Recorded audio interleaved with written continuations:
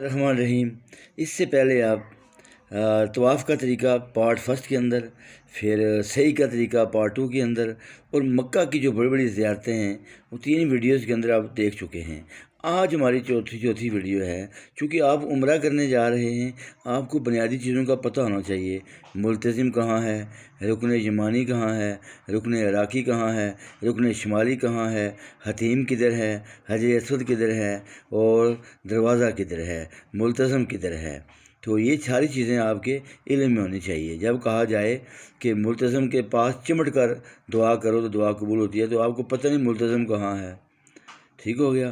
تو آج کی ویڈیو بڑی احتیاط سے دیکھیں۔ یہ حجر اسود ہے اس کونے کے اندر، یہ دروازہ ہے کعبہ کا، یہ جو اس کے درمیان جگہ ہے یہ ملتزم ہے۔ یہاں پہ حاجی چمٹ کے روتے ہیں عمرہ کرنے والے۔ ٹھیک ہو گیا؟ تو سادہ سی تعریف کیا ہوئی؟ حجر اسود اور کعبہ کے دروازے کی جو درمیان جگہ ہے اسے کیا کہتے ہیں؟ ملتزم کہتے ہیں۔ ماشاءاللہ۔ اور یہ جو دیوار آپ کو نظر آ رہی ہے اسے حتیم کہتے ہیں۔ یہ بھی گویا کہ کعبہ کے اندر کی جگہ ہے، یہ بھی حتیم ہے۔ یہ دیکھو یہاں پہ لوگ نفل پڑھ رہے ہیں۔ ٹھیک ہو گیا؟ اب یہ جو کونا ہے آپ کا، یہ کونا، اسے کیا کہتے ہیں؟ اسے رکن عراقی کہتے ہیں۔ اس کو رکن عراقی کہتے ہیں، اس کونے کو۔ ٹھیک ہو گیا؟ اور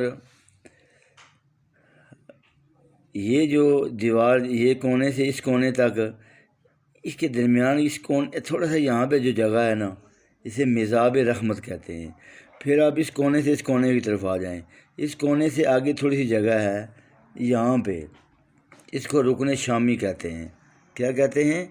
یہ رکن شامی کی دیوار ہے۔ اور یہ جو کونا ہے، ادھر حجر اسود ہے، ادھر یہ جو کونا ہے یہ رکن یمانی ہے۔ یہ کیا ہے؟ رکن یمانی۔ یہ جو کونا ہے رکن یمانی ہے یہ۔ ٹھیک ہے؟ رکن یمانی سے یہاں تک یہ حجر اسود ہے۔ تو یہ مقام ابراہیم ہے، یہاں ابراہیم علیہ السلام کے پاؤں کے نشان ہیں۔ ادھر حاجی جب عمرہ کر کے مکمل کرتے ہیں تو یہاں نفل پڑھتے ہیں۔ یہ جگہ جو ہے نا، یہاں پہ پانی ہوتا ہے آب زمزم والا، تو یہ جگہ یہ ملتزم ہے، اس کو جاننا بہت ضروری ہے۔ یہ دروازے اور حجر اسود کے درمیان جو جگہ ہے اس کو ملتزم کہتے ہیں۔ بات سمجھ آ گئی؟ اور اس کو حتیم کہتے ہیں۔ اگر یہاں نفل پڑھنے کا موقع ملے تو بڑا ثواب ہے۔ یہ کونا، یہ رکن عراقی، اور یہاں رکن شامی، اور یہ رکن یمنی، یمن شام عراق، یمن شام عراق، یمن شام عراق، اور یہ حجر اسود ہے، اور یہ رکن یمانی سے لے کر یہاں تک یہ بڑی یہاں پہ دعا قبول ہوتی ہے۔ اگر آپ عمرہ کر رہے ہیں تو کوشش کریں حجر اسود کو بوسہ نہ دیں عمرے کے وقت، خوشبو لگی ہوتی ہے، اور یہاں بھی خوشبو لگی ہوتی ہے۔ تو بعض نادانی سے یہ دیکھتے نہیں ہیں تو وہ چمٹ جاتے ہیں، تو دم دینی پڑے گی۔ تو پھر ایک بکرا تیار رکھو۔ ٹھیک ہو گیا؟ تو رش ہو تو بڑے آرام سے آپ یہاں سے، ٹھیک ہے نا، عمرہ مکمل کریں اور 2 نفل پڑھیں، پھر یہاں سعی کے لیے اوپر چلے جائیں، یہاں سے سعی کے لیے اوپر چلے جائیں۔ تو یہ چیزیں آج ماشاءاللہ آپ سمجھ گئے ہوں گے۔